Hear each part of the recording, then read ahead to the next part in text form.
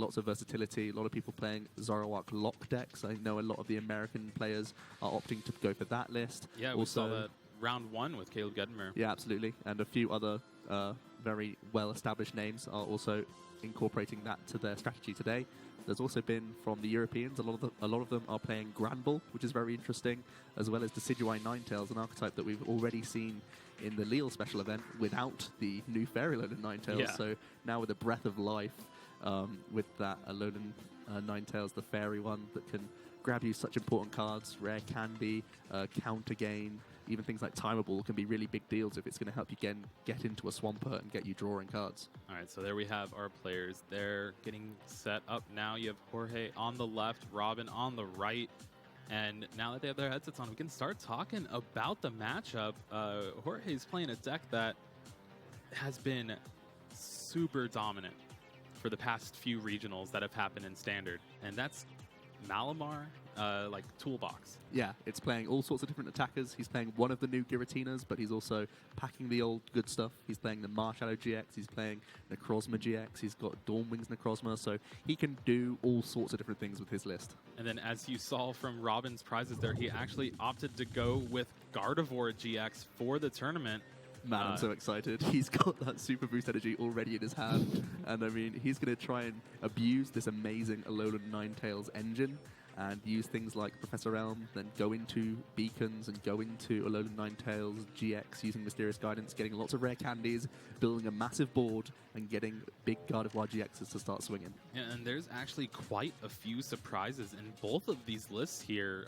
If you want to talk about a little bit of Robin's list, so yeah, as we've already seen, it's got that Super Boost energy. So his draw engine is going to be from the Swampert, and that's a really interesting thing. Obviously, Zoroark can get you 2 cards for the price of 1. Swampert can get you 3. I mean, you're already playing 4 rare candy anyway. Why not, right? Yeah, absolutely. But that's not the only Stage 2 he's playing. He's playing Gardevoir, he's playing Swampert. He's also somehow found room for a 1/0/1 line of the Solgaleo GX.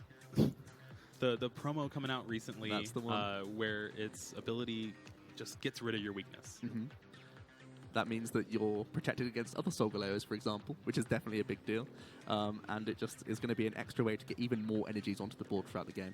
Yeah, so there's a lot of stuff going on with his deck. But meanwhile, Jorge starting the game off with his Malamar, 2 Inkay, and the Ditto Prism. The Ditto Prism is going to be really interesting because it allows him to play a few different things in his deck. It's another Inkay.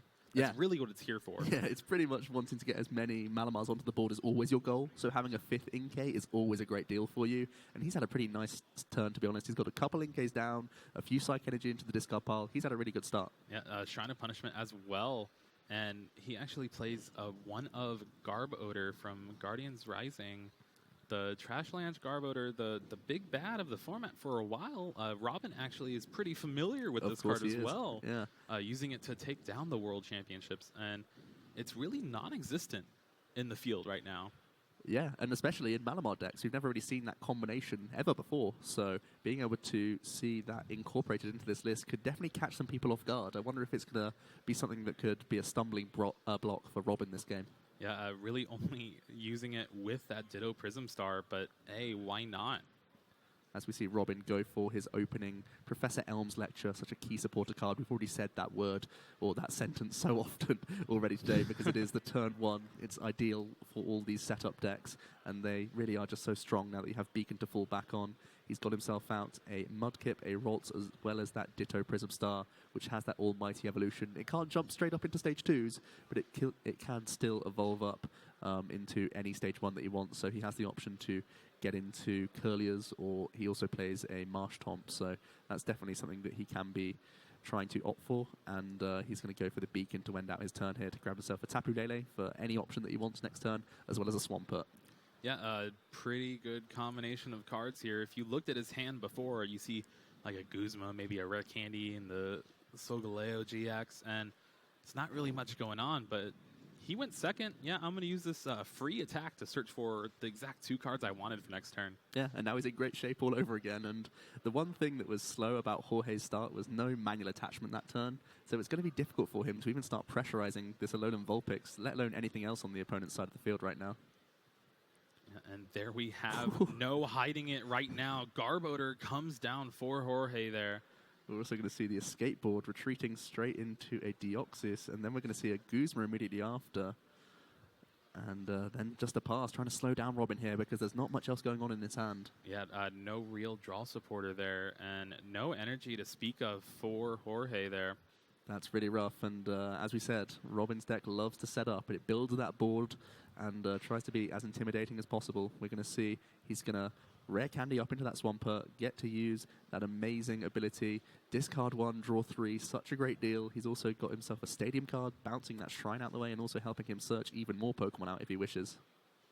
Yeah, power draw definitely an upgrade from trade that's normally with Zoroark GX, but granted this is on a regular non-GX Pokemon here. Granted it is the stage 2. And he's found himself an Ultra Ball as well, so he could go for an Alolan Ninetales GX here, get even more rare candies and stage 2s onto the board.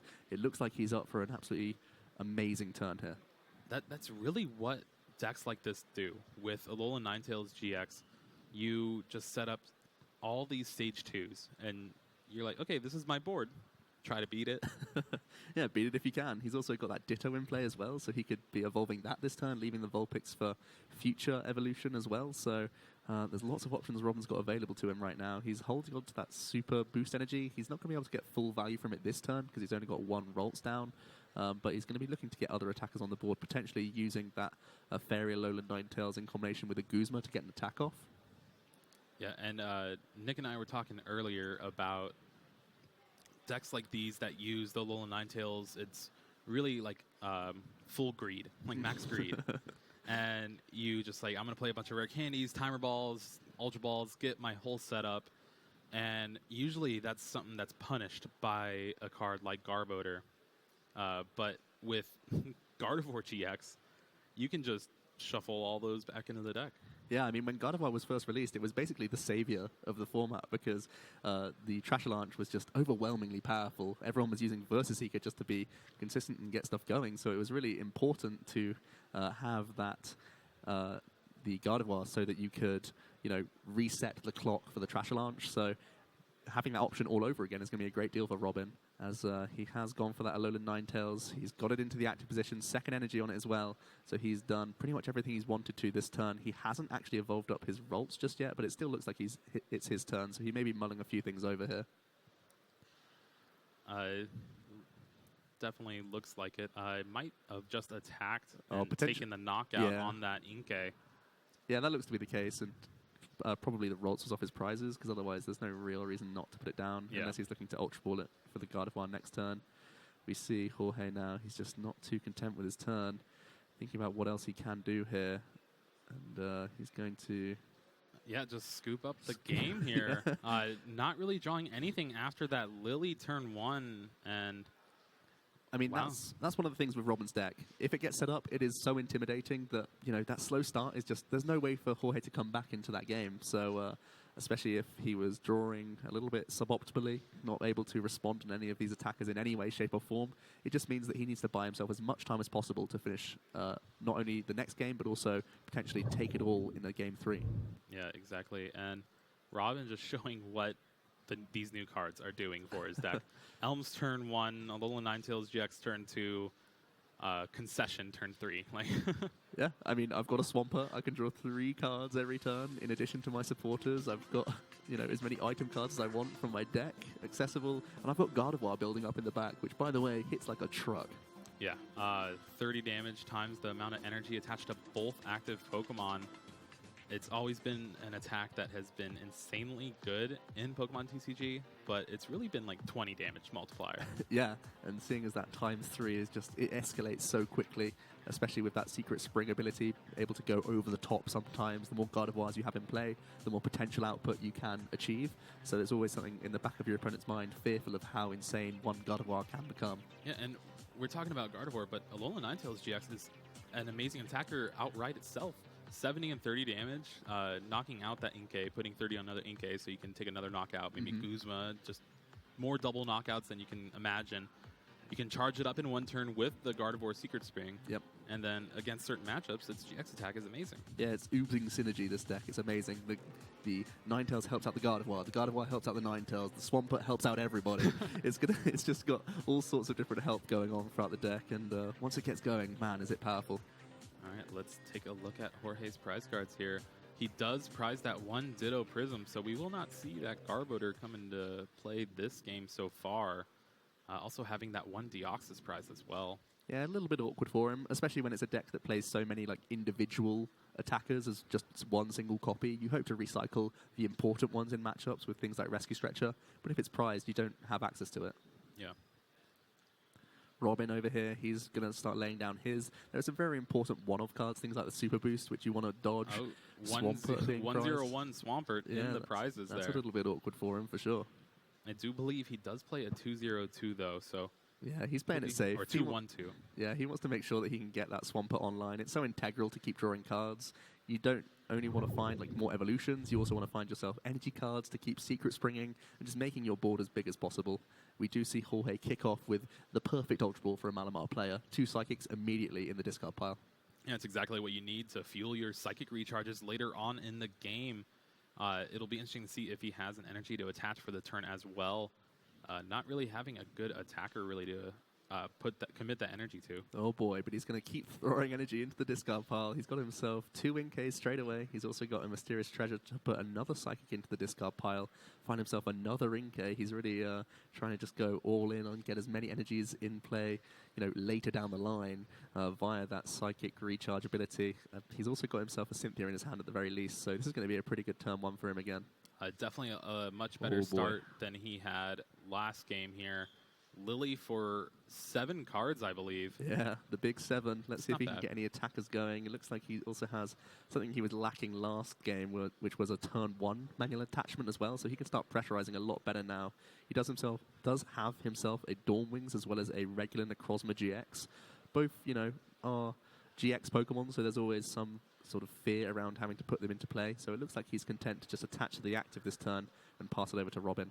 Yeah, his deck kind of matches up pretty awkwardly with a card like Gardevoir GX. You don't really have a good attacker against something that powerful. Necrozma GX is probably your only real way of winning this game. Yeah. And if he kind of commits it too early, it could be trouble for him. That's definitely why we saw him commit to 3 Inkays. He knows he's going to have to try and recycle, large energy attack costs, trying to get 4 Psychics on the board like every turn, trying to recycle that Necrozma GX, maybe even use Marshadow GX if he has to stay into this game. Robin does miss the Elm, which is a bit of a problem for him, but he's already established a Cosmog as well as a Ditto Prism Star, so if this Cynthia gets him into anything else, he could still be in good shape. Looks like he's whiffed the potential to Beacon this turn, which is a big deal. Yeah, no sign of Alolan Vulpix, and with so many outs in his deck, cards like Brooklet Hill and even just Ultra Ball, granted that Ditto can evolve into Alolan Ninetales GX next turn, but definitely not the start he's looking for here. Oh, does he actually have a Brooklet Hill in play? I think he had that before the Cynthia, so at least he had that to fall back on. Interesting that he chose not to do it first. It means that he was probably hoping to get as many Vulpix down as possible, or even find one of them and then are able to then use the Brooklet to find yourself a Mudkip.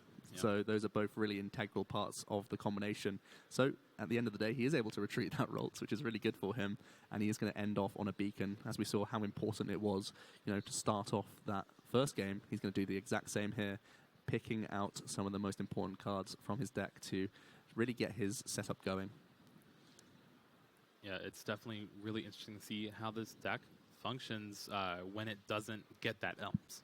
Wow, it's really interesting that he went for a Gardevoir GX as well as a Ralts rather than going for the Alolan Ninetales. It's typically something you do go for, so he's probably got some amazing items already in his hand if he just wants to get more Ralts into play with this Beacon here.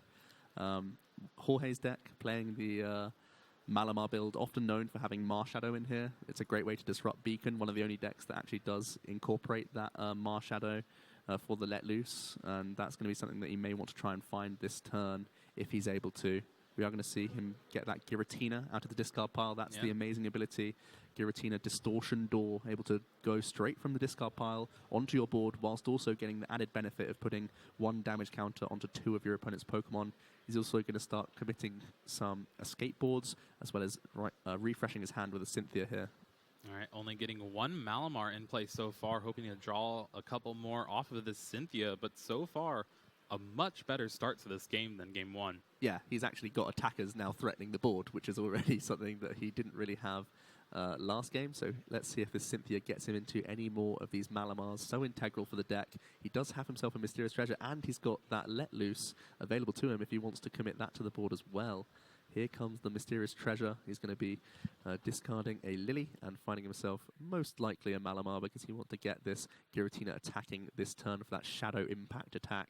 So trying to get as many of those into play is always the goal of your Malamar players.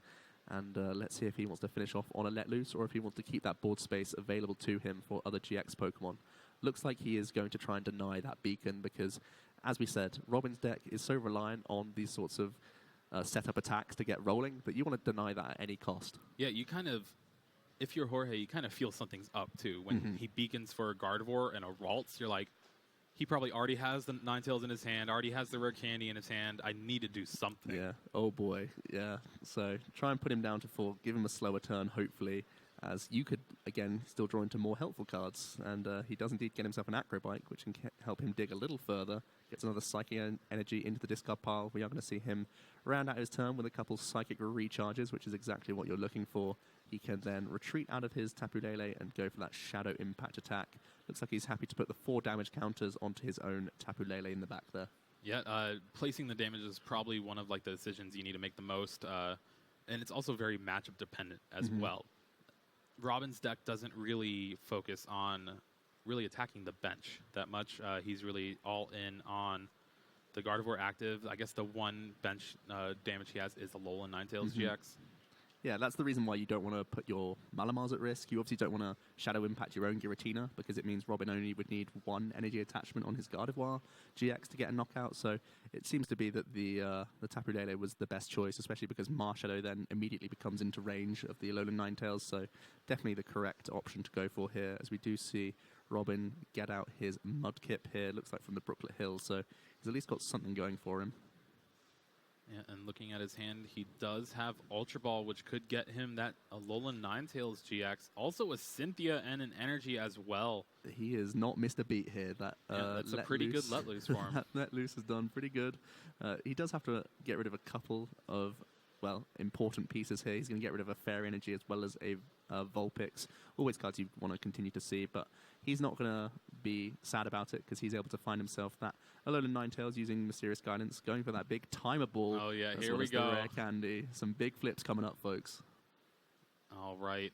Can he hit a heads for that Gardevoir GX? This is going to be huge. Tails. He's doing one roll at a time. Ooh, he clutches the heads. And there you have it. Robin hitting the 50% on Timer Ball. We got it. We got that rare candy. Gardevoir GX. Bench that Ralts. Big Cynthia for 6 here. And he's going to be looking to find himself at least a Fairy Energy as well as any other energy to boot because he can Secret Spring and continue to attach even more energy on here so he can threaten that Giratina in one shot. Yeah, actually opting to discard the Fairy Energy he had in his hand over saving the Ralts, kind of valuing getting more Gardevoir in play.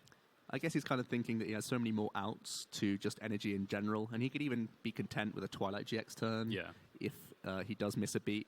So trying to get as much going as possible here. The big Cynthia just gets him 1 energy, so he's not going to be able to take the knockout. He could set himself up for the Ninetales later down the line by doing 120 damage this turn with Infinite Force just for the 1 attachment, or he could go for a Twilight if he feels like he wants to recover some key cards like rare candies. We haven't seen many heal cards, but he could put some more supporters in there, stuff like that, if he feels so inclined. Yeah, it's definitely disheartening to see, though, when you had the energy and then chose to discard it, and then you have so many outs to just your other option to play, and then you get the one option that you didn't take. Yeah, it's always the way. But as we said, because we do have that Alolan Ninetales available, you can still mop this up later, and you'll still be fairly content with it. So it's not the worst amount of damage in the world. It's actually set up on the board right now to where Alolan Ninetales could take 2 prizes if he chooses to. Yeah, it could be dealt on the Inkay, the Marshadow, or the Fairy Lele, as we do actually see Jorge now evolve up into that 3rd Malamar. The only other good thing about this is that now Jorge's board is full, so he knows that his Gardevoir is going to be safe this turn. With 3 Malamars being threatened, you could start seeing some big GX knockouts start coming in. So Robin leaving the Giratina in play. It means that he pretty much can't take any big knockouts on the Gardevoir, so we're having to see Jorge settle for trying to deal with the engine here instead. Yeah, bringing up that Mudkip, just not wanting Swampert in play, puts the 4 damage on a Malamar on his bench, not wanting to give up another free prize with Marshadow. Yeah, definitely an awkward spot for him. That Shadow Impact's not really an attack you want to spam over and over again because that effect can start becoming detrimental for you, but it's something that he's had to settle for here because it's really the only thing he has going on his board, because he had to unfortunately start with the non-GX Tapu Lele and he's committed the Let Loose, rightly so we have to say, because he had to deny Robin that beacon, but it has meant that his board is a little bit clogged right now. Yeah, that is one thing that Malamar as a deck does pretty well, though. If your opponent focuses on your attackers throughout the match, they're not really disrupting you. You still have your Malamars on your bench. If they knock out someone, you can just bring out a new guy. That's even better. Charge it up and take a knockout. Absolutely. So we do see Robin here go for that Cynthia. Looks like, again, he's in that mode where he's just looking for energy cards. Again, if he could recycle a Mudkip, that would be a big deal for him. Jorge identifying that the Swampert is so important for making this deck find all of its pieces at once. So we're going to see the big Cynthia here, looking for energy cards of any description, really. But again, it's a big whiff from him. No energy cards at all here. Oof, that is rough. He's found himself a Curlier, so he can start threatening more Gardevoirs later down the line. But this is a really big miss from him, and he's going to have to pass. And Jorge's found himself a good spot now. Yeah, found himself a good spot, but that Shadow Impact is just going to keep increasing the damage on his side of the field. Mm-hmm. He kind of wants this Giratina to be knocked out. Yeah, he's going to continue to try and pick off whatever he can, doing that Guzma again, dealing with Curlier, retreating out of that escape-boarded Lele, and finishing his turn with a Shadow Impact, putting 40 on, once again, another one of those Malamars. I feel like if Robin is able to get some energy cards going in the next couple turns, he's in a pretty good position with all this damage on Jorge's side of the field, but his hand is double Guzma, double Rare Candy. He does have a Tapu Lele, though. Yeah, he has played a lot of Cynthias. This is the only thing that I'm slightly concerned about. He's played a couple already. I think he's played 3. He's played, yeah, so there may not even be an ideal supporter for him off this Tapu Lele. That's why you sort of see him agonizing over what he can do here. We're just going to see him finish his turn with an Infinite Force to end that Giratina. Yeah, you don't really want to commit that Tapu Lele. It's a pretty easy Pokemon to knock out with a deck like Jorge's. Yeah, and you've already seen he plays Shrine of Punishment at least in one copy, so he's definitely going to keep an eye out for that throughout the game. As we do see Jorge now, his board's opened up. He's got the space. If he wants to recover that Giratina, he always can, but we're going to see him Mysterious Treasure for a different attacker now, and with 3 Malamars in play, this is going to be a big knockout. Yeah, just being able to Psychic Recharge 3 times, and then if he has the Psychic in his hand for the turn, just a Prismatic Burst for a ton of damage. Yeah, that is going to be a huge deal. You can see, here come all the big Psychic Recharges. This is why he committed his board to so many Malamars for this moment right now, where he's going to be dealing with Robin's real, only attacker, as you see the big Prismatic Burst. 4 Psych Energy being discarded for 2 prizes here. Yeah, leaving Robin with just the Cosmog, which does nothing in this matchup, and then a Alolan Ninetales with no energy on it. Very awkward for Robin here. He is going to go for that Tapu Lele. It might even be an Elm here, just because he needs to get more basics onto this board, and he's not doing much else. Guzma, I believe. Yeah, and he's already got plenty of Guzma in his hands, so this is going to be really difficult for Robin to come back from here. To be honest, there's a lot of energy in that discard that Jorge can abuse every single turn. One of the only real saving graces is that Necrozma has a chunky retreat cost. He's kind of hoping that maybe Jorge can't move it next turn because, he's down to 1 prize. It's really going to be quite easy for him to finish anything off now on Robin's side of the field. Yeah, and one thing that I love about a deck like this Malamar is if you don't try to take down the Malamar, they can just explode out of the gate. There it is. 3 Malamars hit the field, 1 big Prismatic Burst later. These Stage 2 decks are still difficult to chain a lot of the time. If you don't get that perfect setup, that beacon was disrupted by the Marshadow, and that value really did pay off. It meant that Robin couldn't get the ideal setup going, whiffed a couple energies, and it was enough for Jorge to take advantage of the game. Yeah, I think it all comes down to Robin just choosing to value the Ralts over the Fairy energy and then not hitting what he needed off that Cynthia. Yeah, it was definitely awkward for him. I don't mind that he didn't take the knockout on the Giratina, because as we said, and as we saw, the Prismatic Burst can come out of anywhere and Yeah. just destroy your Gardevoir, which was his only attacker at the time. So I don't mind him trying to set up those knockouts with that alone and Ninetales. I think it's good approach play. It just didn't pay off for him. The Cynthia's just had some big misses there. And that's where I think that's the one drawback to this format is a lot of the supporters we have access to are kind of lackluster, especially later on in the game. Like, we saw his hand was a bunch of cards he couldn't play. Yeah. And if he did play a card like Lily, which he doesn't, but if he did, like, that doesn't help you. Yeah, I think the biggest thing is that it seriously highlights how important the Swampert is for his deck. Game 1, he got it going, and then he got everything. This game, Jorge picked off that Mudkip before it could evolve, and Robin was really struggling to get the correct combinations of cards all at the right times. Well, even Robin just not getting the Elms means that he had to Brooklet for the Vulpix instead of that Mudkip.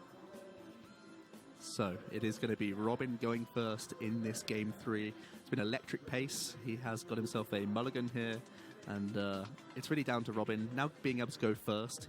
There's definitely some big things he's going to look for. Elm is always one of them. Leading a Vulpix is always a great deal. Even when you go first, you don't mind it because the Alolan Ninetales can be one of your earliest best attackers compared to the Gardevoir that needs so much to get going all at once.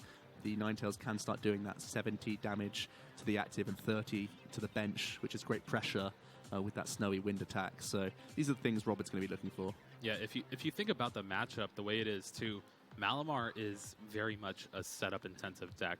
They're not going to surprise attack you, take a knockout on turn 1, like maybe a Buzzwole or something like that.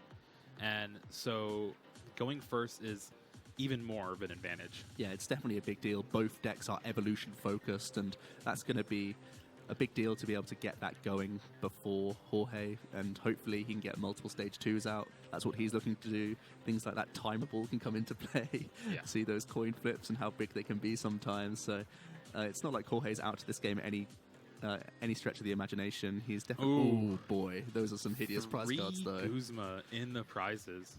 3 Guzma, that is definitely not what you're looking for. He does play the full 4, but 3 of them is going to be very awkward. And we see Robin, the thing that he was whiffing last game was actually energy cards, and now we see in his prizes there's going to be 2 fairy and a double colorless, so that's also a little bit awkward for him.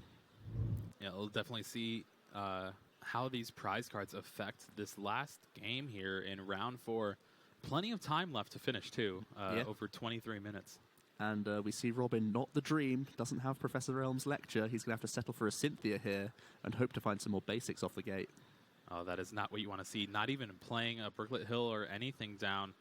Just, yeah, this hand is terrible. I have to shuffle it away. These are not the pieces that I'm looking for. That is always the criticism of Stage 2 decks. If you get things in the wrong order, nothing's playable. If it starts flowing all at once, you're going to have an absolutely amazing deck. But looks like he's found himself a pretty good Cynthia. A lot of Pokemon in there. Talk about a pretty amazing deck. He does have a Ralts and that Ditto Prism.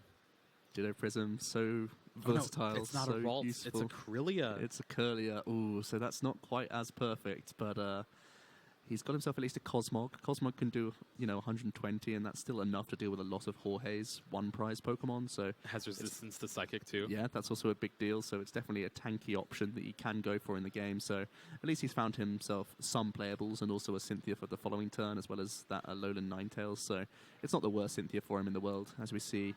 Passing it over to Jorge again, he's finding it really easy to get those Psych Energies into the discard pile, which is always something you're after. Yeah, we actually saw a card like Oricorio from Guardians Rising be played in Malamar decks for a while because you play it from your hand to your bench, search your deck for 2 basic energy. Jorge's opted not to include it, but it's definitely going to be interesting to see because he got his energy last game right away, and it allowed him to do that big 4 energy Prismatic Burst. And 1 in the discard, 1 for attach for the turn. It's not bad.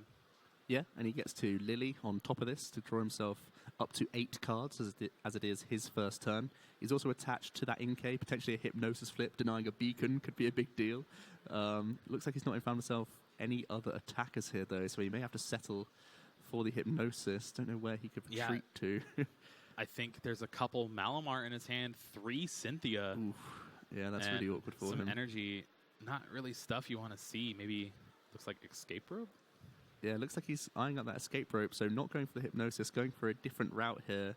Maybe trying to make it more difficult for the Ninetales to get an attack off, or... So the escape rope's pretty interesting because it does disrupt Beacon, like any Beacon plays that Robin was able to do, but it actually helps him out if he chooses to go the route of Solgaleo GX. If this is a timeable rare candy play from Mysterious Guidance, it could be a big Cynthia looking for double colorless energy here.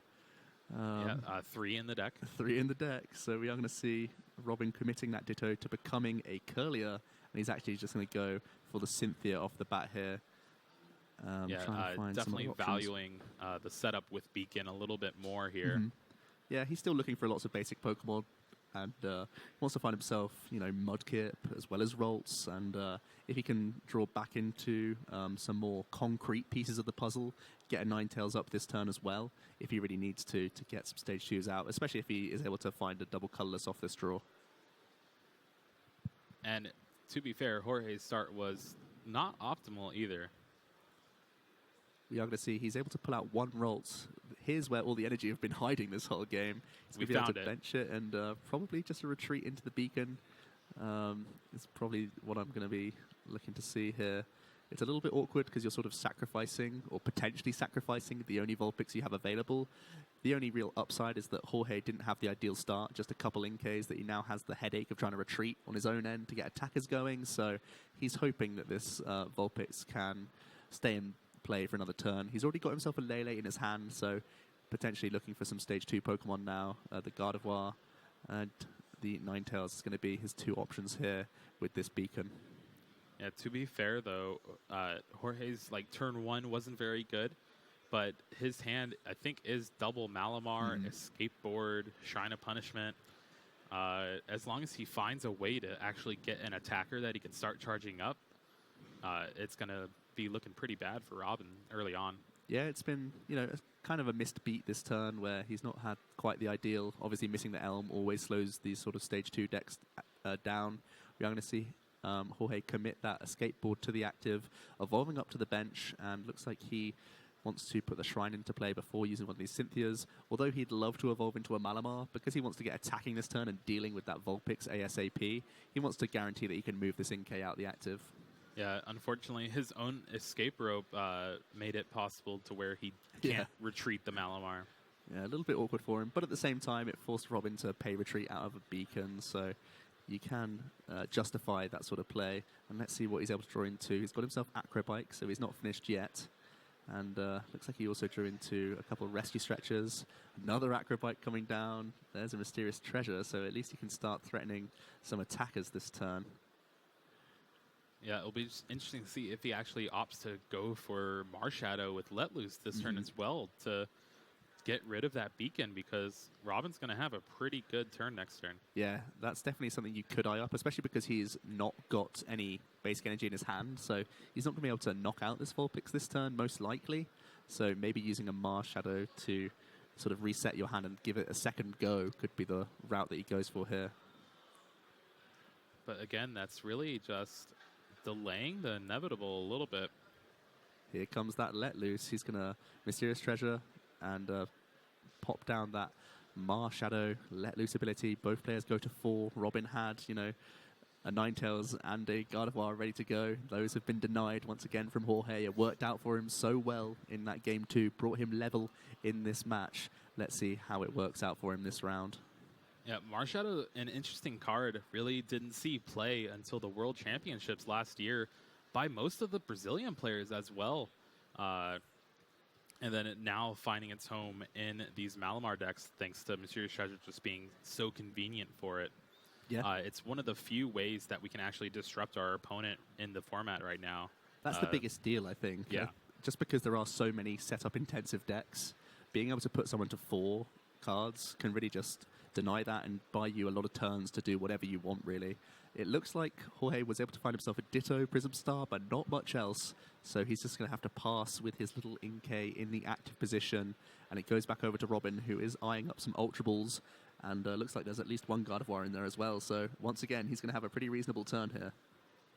Yeah, unfortunately, this is the hand where you don't really want to discard anything.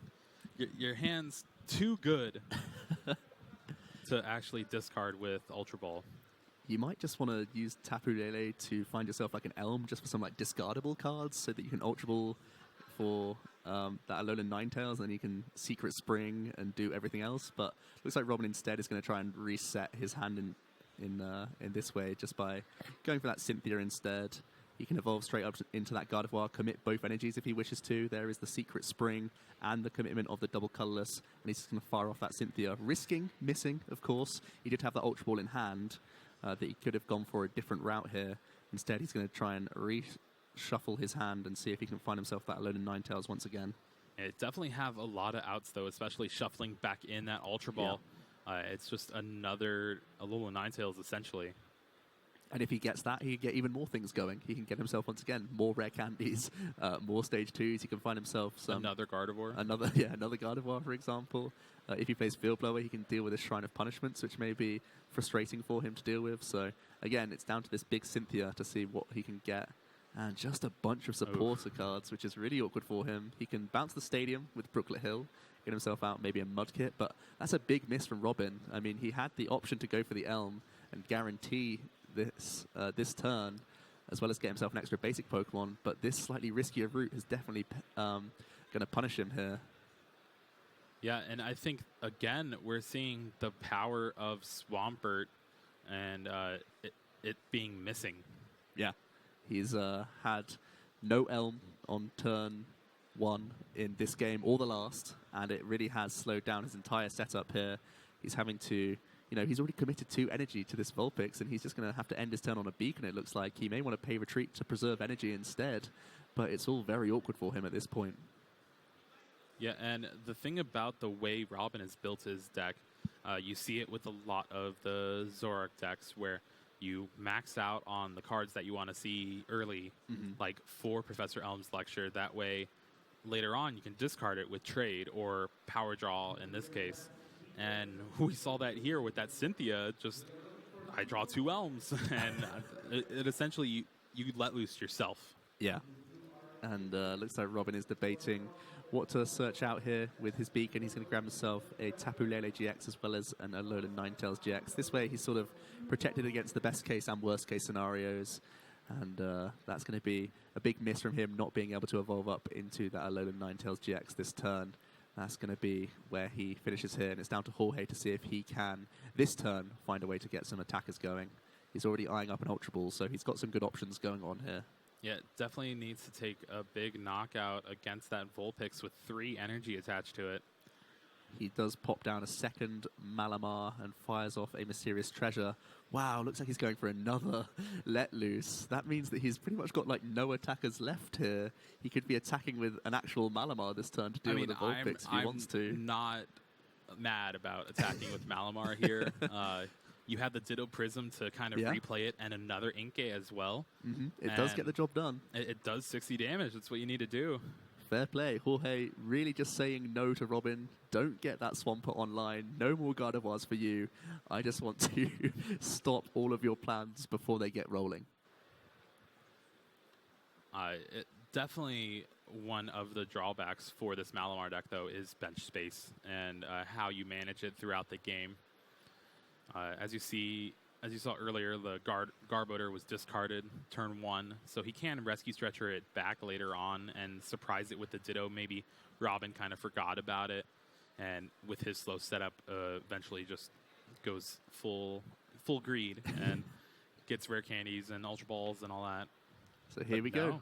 Jorge, third Malamar comes onto the board. He does commit that Ditto to a Malamar, and he's going to be able to do a knockout on this Alolan Vulpix with the Malamar. What a fantastic scene here, trying to put your opponent into a really bad situation with, minimal draws possible. And there we see an Ultra Ball.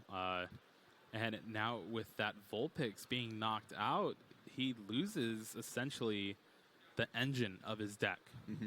And again, he's having to commit another Tapu Lele GX to his board. again, we've said how important it is for Malamar to have lots of bench space available. Robin, wants to have as many stage 2s up as possible. He wants to have more Ninetales that helps him get going, and he's having to commit 2 spaces now to Tapu Lele GX just to recycle his hand with Cynthia. Yeah, Tapu Lele, and then, of course, the Cosmog as well. We haven't really seen it come into effect much this match.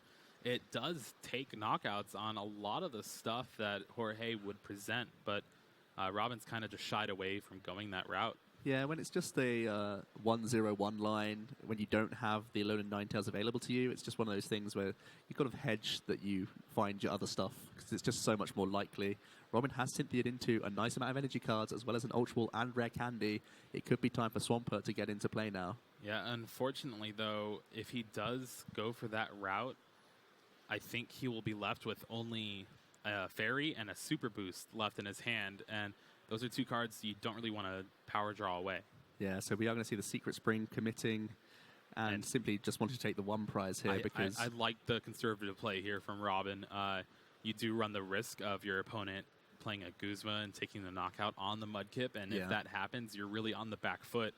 But you don't want to get rid of resources if you don't have to. And a prize card and then a draw for the turn, you can have some stuff you want to discard with Ultra Ball then.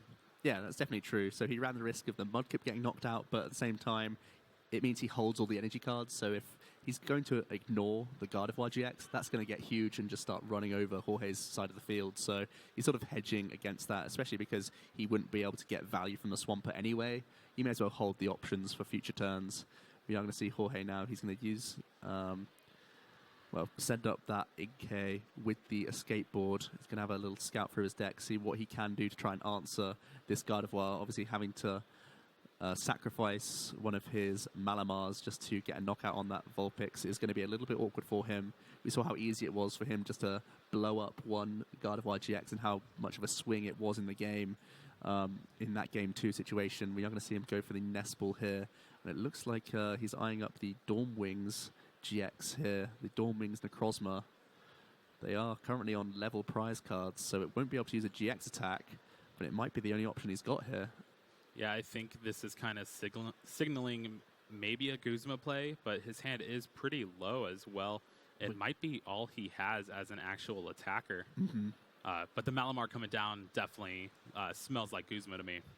Yeah, it might be a Guzma play. It might be that he just doesn't have any Psych Energies in his hand at all, so he needs all 3 recharges that's right, yeah. Using just so that he can attack at all this turn. Here we go, 3 Psychic recharges all onto the Dormwings Necrozma. It's going to use Invasion to jump into the active position and just have to commit to 120 damage. This Dormwings only has 180 hit points. Robin already threatening 120 damage before attaching any energy this turn. We know he's got an abundance in his hand, so Jorge having to settle for going down in a few prize cards here because this Gardevoir is going to quite easily mop up if Robin wants to. Yeah, and now you actually have the same kind of decision this turn for Robin. His hand works out to where like Choice Band Energy takes the knockout on this Dawnwings Necrozma, but he still wants to Ultra Ball, and those were 2 of the cards he was going to Ultra Ball away for that Swampert. Yeah. His hand's too good. That's just the problem here. He, once again, is not able to get that Swampert out because if he would, he wouldn't have any cards to remove from his hand with it. He's able to pick up these 2 prizes quite easily and finally get some cards he's happy to... Brooklet Hill, you can discard that card. Yeah. Second Candy, you don't want to, but you can. Oh boy, here comes once again 3 Psychic recharges. Now he could attach an energy card and pay retreat out of his Malamar. That's exactly what he's going to do here. So Jorge going all in, getting that Necrozma GX back into play and finishing off this Gardevoir, trying to keep up with Robin here. Yeah, the thing is, Jorge's playing with just like the 1 or 2 cards in his hand, although I think I saw a glimpse of his hand and it was Guzma Lily. Ooh, that's not pretty bad. big. It's not bad.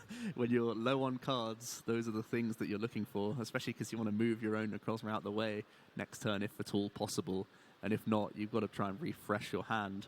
Robin now, he's got 2 Rare Candies and at least 1 Ultra Ball in his hand, so he's got still a choice of what he wants to get going here. And he finally found another supporter that he wants to discard in Professor Elm's lecture, so the pretty good Ultra Ball here. There it goes. He is going to find himself that Swampert and start drawing cards. That's always the key to winning games. You want to see as many cards as possible, especially Robin's deck. He's holding on to another rare candy in his hand, so if this power draw is able to get into, more Ultra Balls, more Gardevoirs, even that Solgaleo, these are all things that Robin's after.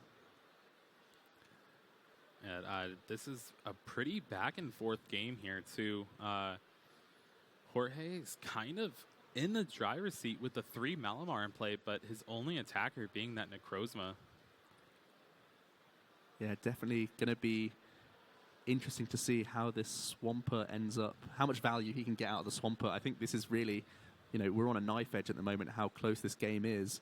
This Swampert could bring riches to Robin by getting some stage 2s rolling, or he could be in, once again, a really tough spot here. Professor Elm's lecture, and that's just the risk that he has to take here. He might have to get rid of the Guzma from his hand. Yeah, here it goes. And if he can find himself... The Guzma's hard because that Cosmog's active. Yeah. Oh, he's found himself a Gardevoir, found himself a rare candy. Looks like... oh, man, that was a really, really good 3. Does he have enough to he can Ultra Ball and then super boost the Solgaleo? He can Secret Spring out of the active and attach the Super Boost just as 1 unit of energy, and maybe use a Twilight or just do 30 damage onto the Necrozma. That's potentially his best move here. But it's, again, not ideal. He's going to Brooklet Hill, try and find himself another Pokemon. He does have, the 202 line of Swampert available, and that's what he's going to try and dig out now to get as many draws as possible. 2-1-2. Can't forget that Marsh Stomp. Yeah. That Marsh Stomp, of course, with the Ditto Prism Star, a nice option to have. He really does value drawing as many cards as possible. 2 Swamperts in play is equivalent to 3 Zoroarks. Yeah, it's not bad, and it gives up the prizes of 1 Zoroark. Yeah. Looks like we're going to see the Secret Spring just to the Gardevoir, and he's going to pass with a Cosmog active, give Jorge the mission of trying to pick off other attackers here. Again, playing it super safe here, but I don't mind that play at all. Jorge's needing a good combination of energy and Guzma. Oh boy, we're going to see the 1 Psychic Recharge onto the Marshadow. This is looking like he might once again be going for a Guzma play and just pay retreat, but instead he's going to go for that Lily and refresh his hand here instead. And let's see what other... Once again, he's just he's so committed with those 2 Marshadows on his board to this 1 Necrozma GX that he's really hoping that it can stay on the field for another turn, as he's had to just settle for a slower turn here. And he's going to Psychic Recharge once to the Marshadow so that maybe he can just pay retreat out of there.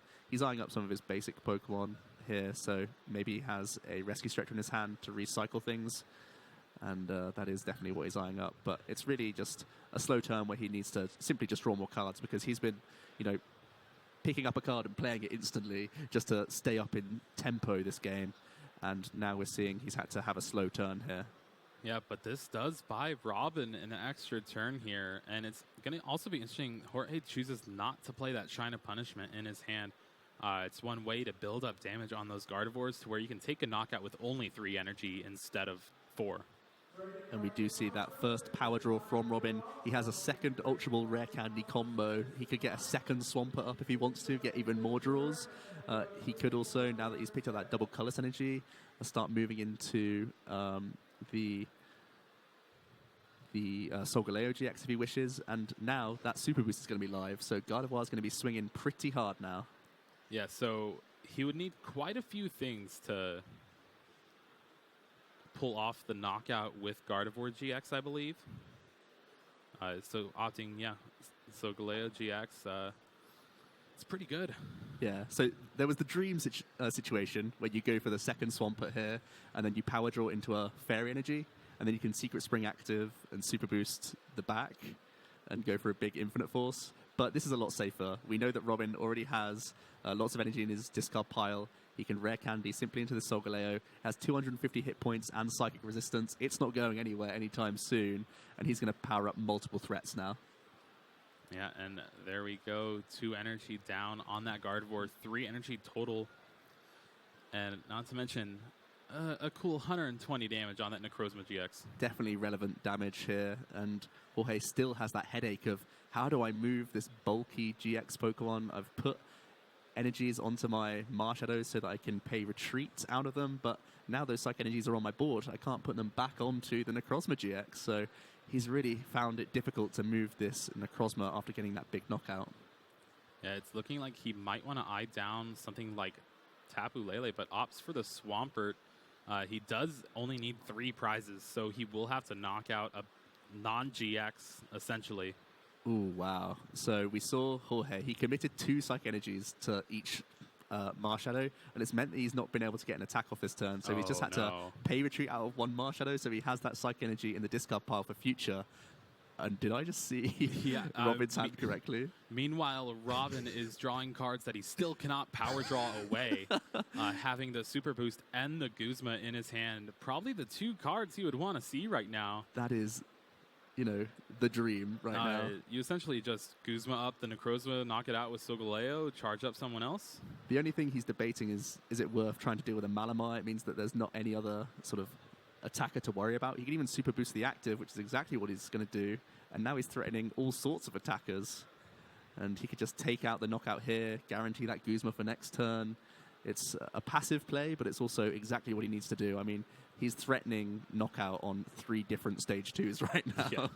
And one thing it does, too, is not taking the knockout on that Necrozma GX on the bench means if he chooses to attack with it, which, by the way, he only plays 1. Yeah. If he chooses to attack with it, it's going to be damaged. If he took a knockout and then Jorge rescue stretchered it back, it's going to be fresh, a little bit harder to knock out. You would need more energy with that Gardevoir. Really heads-up play here from Robin. So Jorge, it looks like his option is going to be trying to find Dawnwing's Necrozma if he can, or if he can use a Marshadow GX to copy that attack, so that he could use his GX attack, finish off the Swampert, and hope that Robin just doesn't have a Guzma in his 1 or 2 card hand. But I know that the Dawnwings is already in his discard pile. I don't know if he has the Marshadow available. He does have that Rescue Stretcher, though, so he could even just put that straight onto his board.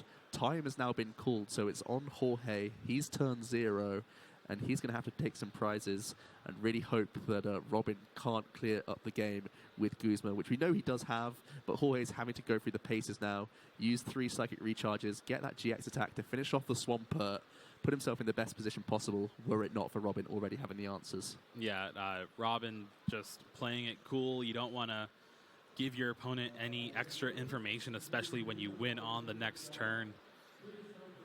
So here comes the Lily for 6.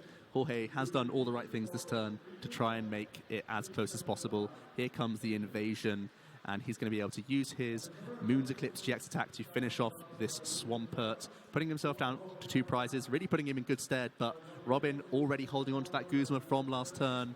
We know that both Marshadow were already on the board, so there was no way that Robin could have lost that card from his hand, and it meant that he was able to simply sweep up those last 2 prizes for the game. Yeah, kind of pulling a comeback here, not really having the ideal setup.